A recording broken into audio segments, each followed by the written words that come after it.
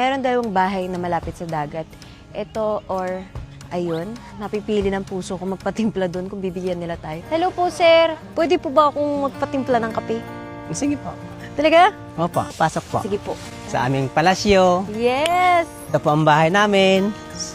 Bukas po to. So, paano po pag umuulan? Yan lang po ang aming bubong. Ano po pangalan niyo, sir? Elmer po. Sir, kaya po ako nagpunta talaga dito. Naghahanap actually ako ng pwede magturo sa akin sa pangingisda. Nangingisda po ba kayo? Opo. Oh? Nangingisda po lang ang aking anak buhay.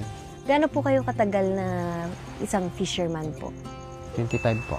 25 years? Opo. Wow! 6 ng anak ko. Sir, okay lang po ba itanong? Magkano po ba ang kinikita niyo sa isang araw? Hindi po parehas. Mayroon 100, 50. Doon lang. May naawa sa amin nga nagpapadala ng palakaya. Panghanap buhay po sa isda. Ay, yung dito. boat. Oo, yung maliit. Ngayon po, kumita naman ng 1,000 ay hatiin sa may-ari pong kalahati. Ang kalahati amin. Ay ngayon, ay lilima kami, tag-100. Pambili lang po ng bigas. Ngayon, Ano po yung kuryente po dito? Wala pong kuryente. wala po kami kuryente. Ano po pangarap niyo, sir? Ang pangarap ko po nga, makaalwan, makasariling panghanap buhay.